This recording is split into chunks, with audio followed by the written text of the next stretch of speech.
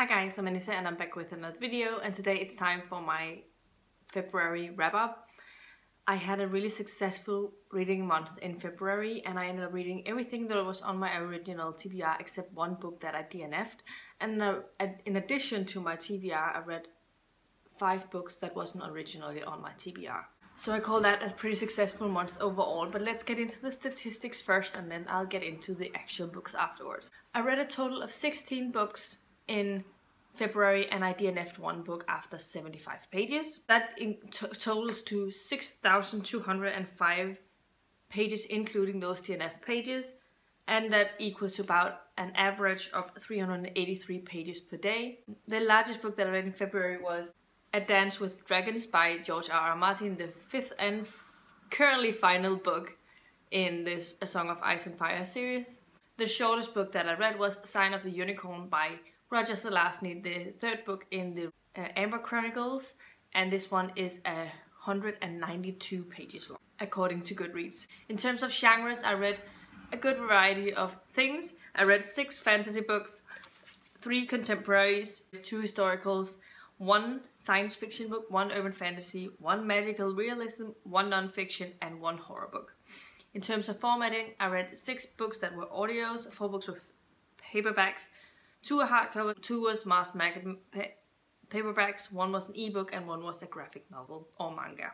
In terms of age group, I read 10 books that were adult, 5 were young adult, and 1 was a middle grade. Then I read 13 novels, 1 was a novella, and 1 was a graphic trade. And finally, I read 1 short story collection. In terms of page length, I read 1 book that was between 100 and 199 pages. I read 4 books that was between 200 and 299 pages. I read 7 books that was between 300 and 399 pages. Then I read 400 books between 400 and 499 pages. I read 1 book between 600 and 699 pages. And then I read 1 book that surpassed 1,000 pages. In terms of my series slash standalone, I read 6 standalones and 9 books were part of a series. And in terms of my series reading, 6 were ongoing, 2 were new to me series, 1 was a completed series, and then I caught up to a series as well. In terms of star ratings, I read 1 book that was a 2 stars, then I read 1 book that was a 3-star rating for me. I read 7 4 stars, 6 4.5 stars, and 1 5-star rate for the month. In terms of author gender, I read 9 books from a female author and 7 books was from a male author. So those were all of the statistics for this month. Now let's get into the books. The first book that I finished was Here and Now and Then by Chen. This is a 2019 release that came out in the end of January. And I decided more or less immediately when it came in that I wanted to listen to this. This is a time travel story. It is set originally. It follows a man who was part of this secret time travel agency, and he was able to travel in time in 2145 or something like that. And he travels back into the 90s and somehow gets stuck there. Many years later, so he has a new life here in this time period, and he's not able to fully remember his previous life. And so he has married a woman and has a daughter called Miranda. The agency that he works for solves the problem, and he is now being told to travel back into his own time, even though he's not able to remember what he left. But when he gets back to his own time, he's still the same. Not a lot of time has actually passed since he left, and so it seems like only weeks to the person, but he has been away for multiple years. What happens is that when he comes back, he starts to form a life with his former fiancée that he had in his previous life, but he still keeps thinking about Miranda, his daughter that he left behind in the other world. He finds a way to contact her, and because of that, Miranda might be in serious danger, and he decides to take a final jump to try and save her, even though it may cost his own life. I really enjoy time travel stories, and so I was very much into this from the beginning. It was easy to connect to the characters, and as time went by, it sort of became more of a suspense novel because you were afraid what was going to happen to Miranda. So I ended up really enjoying this one, and I highly recommend it if you are interested in time travel as well. So I gave it 4 out of 5 stars. The next book that I finished was Murder on Gramercy Park by Victoria Thompson. This is the 3rd book in the Gaslight mystery series, and this follows widower Sarah Brandt, who's also a midwife, and it follows Frank Malloy, who is a detective sergeant in the New York Police Department in the late 1800s. And so detective sergeant is called out to a job when someone's called in to be dead, presumed suicide, but when he gets there, it's easy for him to determine that it's not in fact suicide, but there's a murder, there's more behind it. He tries to make sure that Sarah Brandt doesn't get involved in this case, as he's done in the previous books, but when the wife of the dead person is suddenly goes into labor upon shock of seeing her husband, she is called to the scene to try and make sure the baby comes into the world safely. And so she's swept into this case, even though it's very much against Frank Malloy's will. I adore this series so far. I really enjoy the banter and the conversations that are happening between Frank and Sarah. I think they have a really fun relationship with each other, and I really enjoyed being in this time period and seeing all of these very rich people trying to cover everything up and to make sure that nothing scandalous comes out. And so yeah, it's kind of a fun blend of things, but I'm really enjoying, and I also gave this one a 4 out of 5 stars. The next book I read was another 2019 release, and that was In an Absent Dream by Seanan McGuire, the 4th book in the Wayward Children series. And all of these series follows different characters, and this one is another one of those prequel novels, just as in Down Among the Sticks and Bones was a prequel novel. This one follows Lundy, and she finds a door to a world where that's called the Night Market. Is that the name of it? And this world is built on rules and how you have to give fair value. I wrote a complete Goodreads review of this, so I'll leave a link to that in the description box below. Actually, hopefully by the time, I'm a bit behind, but by the time this comes up, there'll be reviews of all of the books, so you can find links to that in the description box below. But I love being in this world. I much prefer the logic world to the nonsense world because I'm a logic thinking person, and so yeah. And this, I really enjoyed all of the characters that you meet in this one. And in this one, for the first time, we're not able, the character is able to travel into this world multiple times over the book. My only reason I don't give this one a 5 stars, because this is my 2nd favorite book in the Wayward Children series, that the only reason I don't give it a full 5 stars is because those transitions when you jump from the world and back into her own world again are so abrupt, and so you have to sort of get back into the world again, and that distracted me a little bit. But overall I really enjoyed it, and I really enjoyed the characters and this world and the discussions that Seanan McGuire did in this one. So highly recommended, and I gave it 4.5 stars. The next book that I finished was In Order to Live by Yeonmy Park, a North Korean girl's journey to freedom or something like that. This was my Lala's favorite book that I had to read in this this month, and it follows, as I said, a young girl's journey to freedom from North Korea. She's starting her story from when she's very, very young, and sort of telling it gradually as how she came from North Korea and then into China, and how she ended up in the United States. I said this in my vlogs, that it's really difficult to rate a non-fiction book like this, because you're essentially rating someone's horrific life, and it's so difficult for me to actually give a proper review of this, because it's such, all the things that she's been through all her life is just so terrible, and I was so sad and annoyed and all of that every time I read from it, because it's so weird thinking that some places in this world will still have so many issues like this. It was so incredibly well told, and yeah, gave it 5 stars. I couldn't give it any less. But yeah, it was still a difficult time for me to actually put a rating on this, because like it's such a weird stamp to put on someone else's lives. But yeah, I forgot to mention this because now I think I'm gonna mention the DNF, because I started this next book right after I DNF'd that book, and that was 7 Eves by NEAL Stephenson. And I think I said on Goodreads when I DNF'd it that this is not this is not a case of the book being terrible, but more a case of me not understanding what is exactly is going on in this book. I'm not a science fiction reader generally. I do read some science fiction, but it's definitely not one of those highly technical type of science fictions like this is. The only thing that I grasped was that this is set in a world where the moon has been split into 7 pieces, and this causes different things to happen in the world.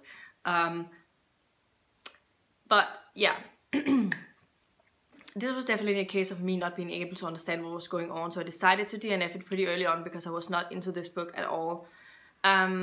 I might pick something else up by NEAL Stephenson in the future, but I think I'll start out with his time travel stuff, because that's something I can easier get into, and then try and slowly graduate into his more technical stuff, science heavy stuff. So the book that I picked up instead of 7 Eves was actually In the Strange Case of the Alchemist's Daughter by Theodora Goss. This is the last and final book that I had on my exploring the genre thing, where I've read a lot of other science fiction books. But this is retelling, basically, set in the 1800s, and it follows the daughter of Dr. Jekyll, and then some of the side characters are also from literary classics fiction, and we have Sherlock Holmes and Dr. Watson being part of this book as well. I highly enjoyed this. It was a lot of fun reading this one. The narration of the audio was amazing. I've already read a couple of stories from the narrator before. She's narrated the Memoirs of Lady Trent, and she does a really, really good job in narrating her books. But this was definitely a really, really great book, and I really enjoyed it. And I just loved all of the characters in this, and it was so much fun. And yeah, I gave it a 4.5 out of 5 stars. So I highly recommend you check this out if you're into any of the classics. Like, I haven't read any of the classics, but I definitely really want to. But even I, who hasn't read them, really enjoyed all of these, because I have sort of basic knowledge of these classics without having read them. But you know, yeah. Highly enjoyed this one and highly recommend you read it. And this was actually a book that I had on my TBR way before this happened, because I think I read the synopsis and it said something to do with Sherlock Holmes, and I have a tendency to just add anything to my TBR that has something to do with Sherlock Holmes, even though I've not read all of the Sherlock Holmes books. The whole universe is something that has always fascinated me. I mean, I've watched the majority of the adaptations that's made on Sherlock Holmes and stuff. The next thing that I finished was Wicked Wonders by Ellen Klages. This is a short story collection. It has 14 different stories, and I've made a Goodreads review where I talk a little bit about each of the stories. Ellen Klages' writing is incredible. I really enjoy her writing style, so I can't wait to read more from her in the future. I gave this specific collection 3 stars, but 3 stars for a short story collection for me is actually a pretty high rating, considering I'm giving an average rating of all of the stories in here, and so it's a pretty good reading. I only gave one of the stories 5 stars, but I gave, I think, a handful of them, at least 4 of them had a 4.5 stars for me, but then there was a handful of 3 and 2 stars in the mix as well, which was the reason that it was lowered slightly. I think the average rating was a 3.17, so I rounded it down to a 3 stars for this one. But this definitely made me very curious to read a lot more Ellen Klages in the future, and I highly recommend this short story collection just for the writing itself. And it starts out with a really great story about a family of 3 that goes to the movie drive-in, a movie drive-in kind of thing where they watch Sleeping Beauty, and it's 2 parents, a mom and a dad, and their daughter. And the daughter is like 8 years old or something when this happens, and she becomes completely obsessed with Maleficent, and her mother and father doesn't really like it. They don't want her to be obsessed with the villain. They want her to like the princesses as every normal kid does. So there's a really great discussion on this topic, and I love that. Starts out really strong. The next book that I finished was The Perfect Hope by Nora. This is the third and final book in the Boonsboro trilogy, and this trilogy follows three brothers as they're trying to reconstruct an old inn and making it modernized but still staying to its antique type of settings. And in these three stories they meet three different girls. Two of them are local girls already. They already knew these boys and they had different ways of learning to know each other. And then this final one is Hope, following Hope, who is a newer citizen. She comes to Boonsboro to be the innkeeper of Boonsboro, and so she has had a bit of a troubled, a bit of a difficult past with her previous employer, a job situation, but she comes to Boonsboro and starts working here. And then we have Ryder, who is the male lead in this one, and he's sort of in the one who does all of the construction work. And so this starts out being a haters thing. They don't really like each other, but then they slowly graduate into a relationship. And I really enjoyed the transition that they went through in order to get to the actual romance part of it, or the relationship part. I really loved Hope. Hope is a great character, and I really enjoyed Ryder as well on his own. So this is my second favorite of the trilogy so far. I gave the first one 4.5 stars, I gave the second one 3.5 stars, and I gave this one 4 or 5 stars. So highly enjoyed it, but I'll read a full review of this on Goodreads. The next book that I finished, I handed in at the library, and that was Full Metal Alchemist Volume 7 by Hiromu Arakawa. This is, as I said, the 7th volume in a series, and this is my favorite manga series so far that I've read, and I definitely also really enjoyed this volume. This was not my favorite. I think that this was a little bit, after the previous 2 volumes that took a bit of a turn, this one was a bit quiet.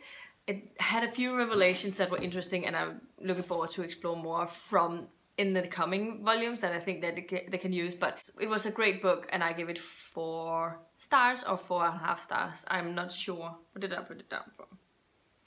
I wrote 4 stars in my journal, so I'm going with 4 stars. The next thing that I finished was Lords and Ladies by Terry Pratchett. This is book 14 in the Discworld series, but it's the 4th book following the witches. It is a fun little story about the evil Fae Queen and how she's battling Granny Weatherwax. And then we follow Magrat. Magrat is engaged to a king, and so she is sort of coming to terms with the fact that she's supposed to become a queen, and she's going to be treated differently, and she's not really allowed to do the same things that she did before. And so she's trying to come to terms with that as well. And it's just a really fun story. I highly enjoyed it, and I definitely recommend these books. This is my second favorite, I think, of all of the witches books, and I gave it a 4.5 stars as well. The next thing that I finished was Aristotle and Dante Discovers the Secrets of the Universe by Benjamin Alira Science. This is a standalone contemporary novel. This was my TBR wrapping of the month, and I listened to this one in audio actually. It was a really quick audio, and this book is really hyped on on BookTube. It is one of those books that everyone seems to rate 5 stars. And it follows Aristotle and Dante. This is told from Aristotle's perspective, and he was not really my favorite character.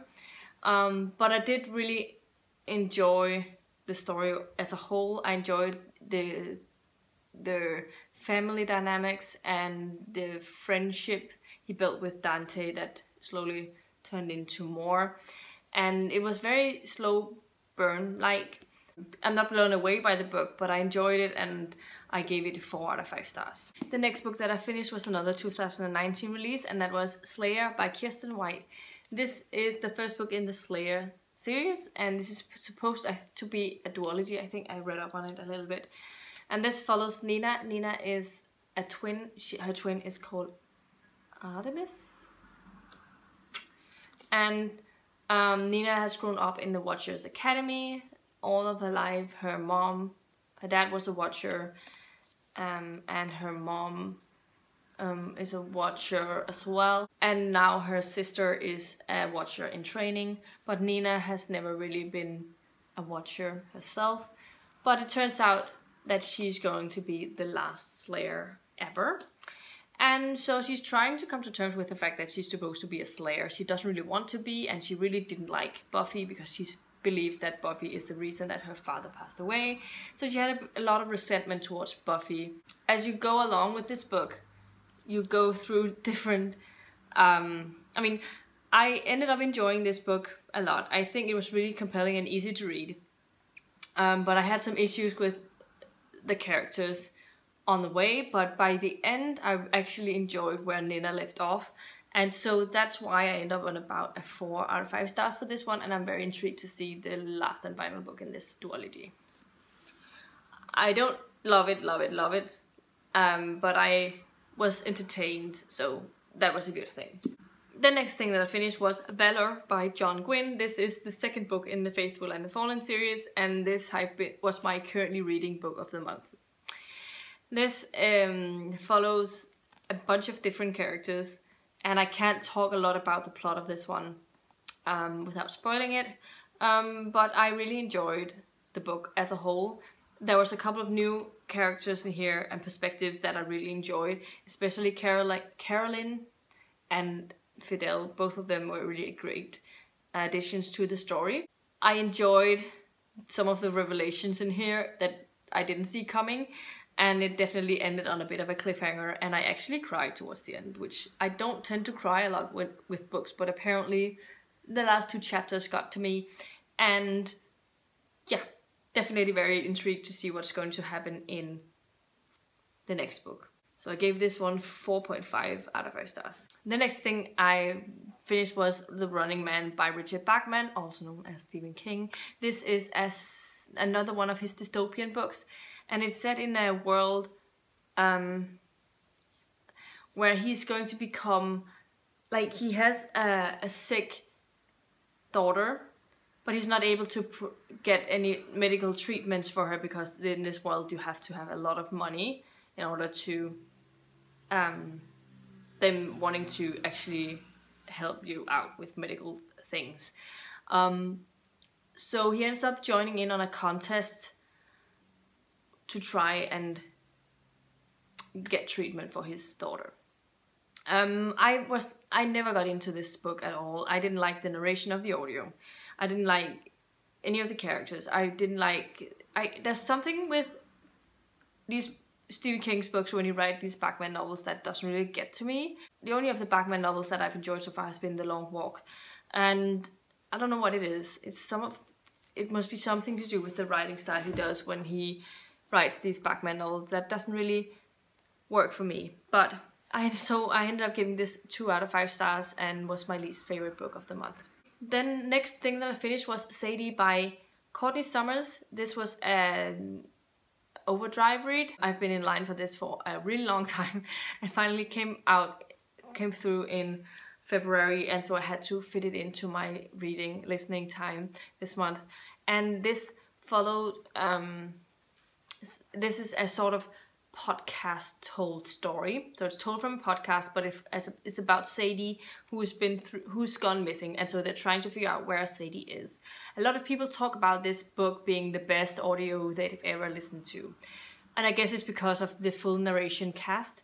And if you're one that's into full narration, I definitely think you'd really enjoy this one. I personally have a few difficulties with full cast narrations.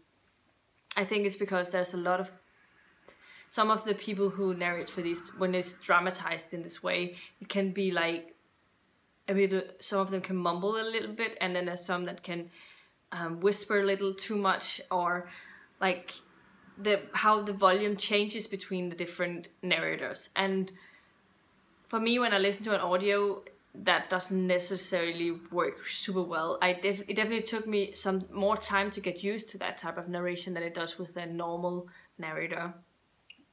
But I ended up really enjoying the story as a whole, and as time went on, I definitely could also get into the audio itself. But it does take some time for me to get used to these full cast narrations. But yeah, I end up giving this 4 out of 5 stars. I definitely understand the hype surrounding this book, and I'm not gonna say much more about the specific plot of this because I think it's fun to discover on its own. But one of the things I'd like to say is that it follows a protagonist who has a speaking aid. She has a stutter and she has a difficult time speaking to anyone, and I thought that the discussion on that part of her life was really, really interesting and something that I find important. Not that I've had a difficult time speaking, but I know my brother had some issues at one point in time.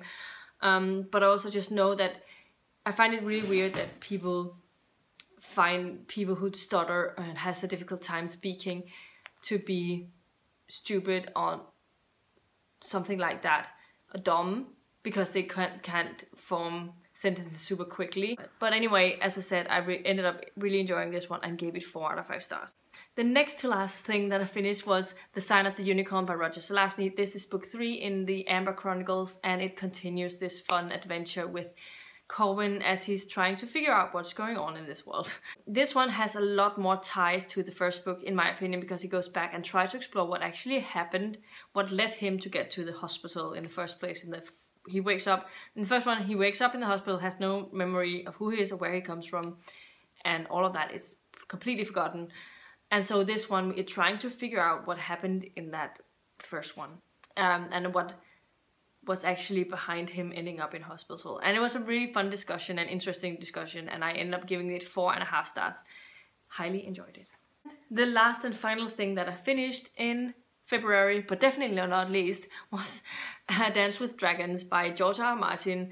I really powered through the last day and listened to so much audio, I don't know. I didn't think I would end up finishing this one in February, to be honest, but I just was so determined to do this because I have so many books on my March TBR that I had to do it. This is the latest book that's been published in this series, and so now I'm in the waiting line waiting on the next release.